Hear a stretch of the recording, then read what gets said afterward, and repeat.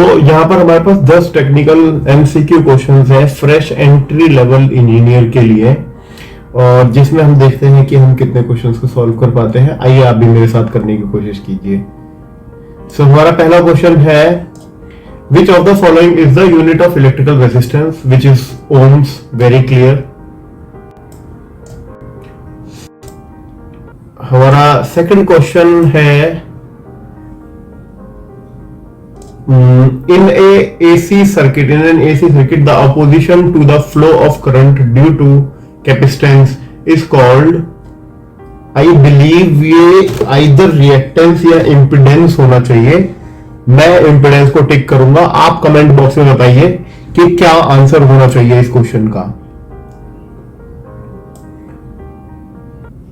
Question number 3 है which law states that the current entering a junction is equal to the total current leaving the junction। मुझे mildly याद है कि Kirchhoff's के दो law होते थे, एक वोल्टेज लॉ, एक करंट लॉ। और current law, I think option C, Kirchhoff's current law is the right answer, जिसमें ये बोलते हैं कि अगर एक नोड के ऊपर करंट्स आ रहे हैं तो इनकमिंग करंट्स का sum will be equal to the sum of outgoing currents. So I think right answer would be C, Kirchhoff's current law. Next question is, a step up transformer increases. Now, as far as fundamental says, power remains constant at input and output, and frequency also remains same. I believe voltage is the consideration for step up and step down. So whenever we do step up, voltage is increased at the second side, at the output side, and whenever we do step down, voltage is decreased at the output side. So I think answer to this question would be B, option B, which is voltage। इस एक step up transformer में voltage increase हो जाती है output side पे। अगले question पे जाते हैं और देखते हैं question number 5, which is which type of motor is commonly used in household fans? It's not servo for sure. It's not a DC motor also. I think option B या option C होना चाहिए।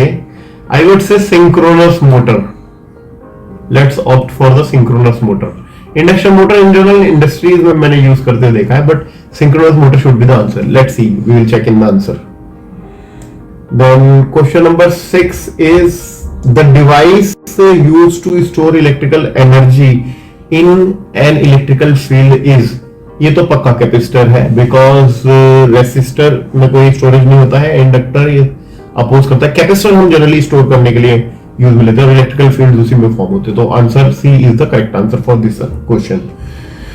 Question number 7 would be, in digital electronics the logic gate that gives a high output on कब होगा? When all its inputs are high. Okay, A B C, let's suppose 3 inputs है, और तो output जब तीनों on होंगे तो output on हो। तो आंसर इसका बी होगा, बिकॉज और में क्या होता है कि कोई भी एक इनपुट ऑन होगा तो आउटपुट ऑन हो जाएगा, AND is the right answer. Question number 8 would be, which of the following is used to convert AC to DC? AC से डीसी में कन्वर्ट करने के लिए हम क्या यूज करते हैं? Rectifier. Inverter is used to convert DC to AC, because इसका आउटपुट एसी होता है, हमारे घरों में लगता है। Rectifier should be the one answer of this question, so I would say rectifier। And then question number 9 would be, in a 3-phase system the phase difference between each phase is, I think 120 degree था ये, 120 degree would be the answer I would say। question number 10 पहले से ही दिख रहा है, but question number 10 is, which of the following is used for over current protection in electrical circuits? which of the following is used for overcurrent protection? overcurrent protection के लिए हम answers में capacitor नहीं होता है, रिले भी नहीं होते, रिले सर्किट को मेक और ब्रेक करने काम आती है, ट्रांसफार्मर भी नहीं होता है। Fuse is the right answer, because fuse की जो रेटिंग होती है लेट सपोज 5 एम्पियर 10 एम्पियर जो भी हम रेटिंग करते हैं, उस रेटिंग से ऊपर अगर करंट जाता है जो कि ओवर करंट होगा, उस केस में फ्यूज ब्लो कर जाता है, सर्किट को ब्रेक कर देता है। तो fuse is the right answer. आइए अब आंसर देखते हैं जो मैंने दिए थे। Let's see. सो आंसर है पहले का ओम सही था, B reactance, I said impedance ये गलत है, C Kirchhoff current law okay है, बी वोल्टेज ओके है, इंडक्शन मोटर भी गलत हो गया मेरा, C capacitor is okay, and then okay, then B and gate is okay, B rectifier is okay, 8th का बी ओके है रेक्टिफायर, एंड 9th का बी 120 डिग्रीज ओके, 10th का सी okay. So I would say मेरे 80% answers correct हैं। My God, I am so sad, my answer should be 100% right. Let's target next time. So guys, you also attempt this. Write your answers in comment box and go to the comment section to check your answers. I'll put answers over there. Thank you. Have a nice day.